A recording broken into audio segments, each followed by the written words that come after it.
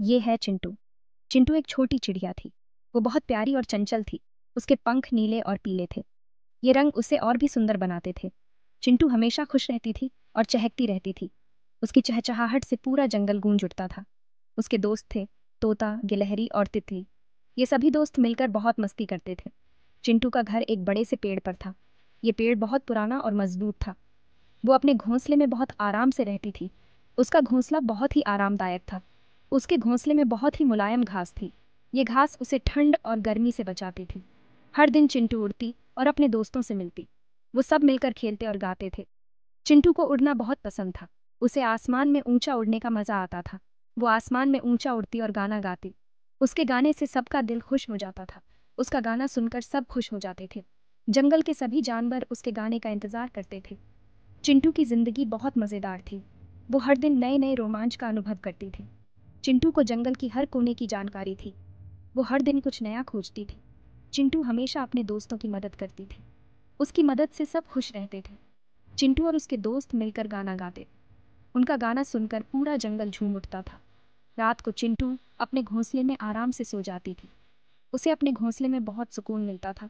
सुबह होते ही चिंटू फिर से अपने दोस्तों के साथ खेलने निकल जाती थी। उसकी हर सुबह नई उमंग से भरी होती थी। एक दिन आसमान में काले काले बादल आ गए। बादल इतने घने थे कि सूरज की रोशनी भी मुश्किल से आ रही थी। चारों ओर अंधेरा छा गया था। बारिश का मौसम आ गया था। हवा में ठंडक और ताजगी महसूस हो रही थी। हर कोई बारिश का इंतजार कर रहा था।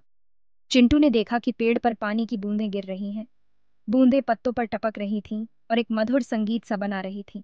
उसे बारिश में उड़ना बहुत अच्छा लगता था। चिंटू ने अपने पंख फैलाए और आसमान में उड़ने लगी। बारिश की बूंदें उसके पंखों पर गिर रही थीं। चिंटू ने अपने पंख फैलाए और बारिश में नाचने लगी।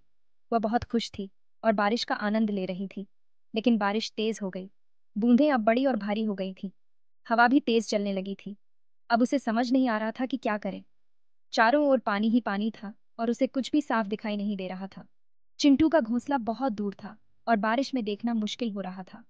उसे अपने घोंसले की चिंता सताने लगी। चिंटू ने सोचा, अब मैं क्या करूं? उसे समझ नहीं आ रहा था कि वह कैसे अपने घोंसले तक पहुंचे।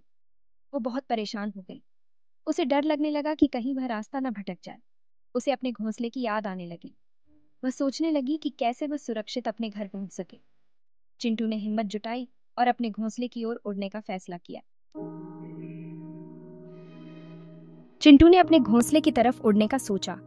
वह अपने घोंसले को बहुत प्यार करती थी और उसे सुरक्षित देखना चाहती थी। लेकिन बारिश इतनी तेज थी कि उसे रास्ता नहीं दिख रहा था। बारिश की बूंदें इतनी बड़ी और भारी थीं कि चिंटू की आंखों में पानी भर गया। चिंटू इधर उधर देख रही थी, लेकिन उसे कुछ समझ नहीं आ रहा था। हर दिशा में उसे सिर्फ पानी ही पानी दिख रहा था। वह सोचने लगी कि अब क्या करे। वो एक बड़े से पेड़ के नीचे रुकी। पेड़ की छांव में उसे थोड़ी राहत मिली, लेकिन बारिश की बूंदें अब भी उसे भिगो रही थीं। उसने सोचा, शायद मैं यहाँ थोड़ी देर आराम कर लूं। चिंटू ने अपने पंखों को झटका और खुद को सुखाने की कोशिश की, लेकिन पेड़ के नीचे भी पानी भर गया था। पानी धीरे धीरे उसके पैरों तक पहुंचने लगा। चिंटू को समझ नहीं आ रहा था कि क्या करे। वह सोचने लगी कि क्या वह अपने घोंसले तक पहुंच पाएगी या नहीं। चिंटू ने सोचा, मुझे अपने दोस्तों से मदद लेनी चाहिए। उसे याद आया कि उसके दोस्त हमेशा उसकी मदद करते थे। वो फिर से उड़ने के लिए तैयार हो गई और अपने दोस्तों को ढूंढने लगी। उसने अपने पंख फैलाए और पूरी ताकत से उड़ान भरी, ये सोचते हुए कि उसके दोस्त उसकी मदद जरूर करेंगे। चिंटू ने उड़ान भरी और अपने दोस्त तोते को ढूंढने निकल पड़ी। तोता एक बड़े से आम के पेड़ पर रहता था। चिंटू ने सोचा, तोता जरूर मेरी मदद करेगा। जब चिंटू वहां पहुंची तो देखा कि तोता भीग रहा था। तोते ने कहा, अरे चिंटू, तुम यहाँ कैसे? चिंटू ने अपनी परेशानी बताई। तोते ने कहा, चिंता मत करो, हम तुम्हारी मदद करेंगे। तोते ने चिंटू को एक बड़े से पत्ते के नीचे बैठने को कहा। दोनों ने सोचा कि अब क्या करें। चिंटू और तोते ने गिलहरी से मदद मांगी।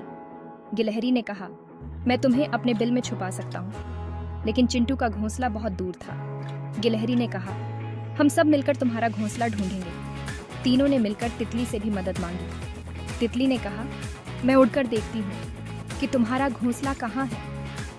तितली ने चारों ओर उड़कर देखा, लेकिन घोंसला कहीं नहीं मिला। तितली ने कहा, हम सब मिलकर जरूर तुम्हारा घोंसला ढूंढ लेंगे।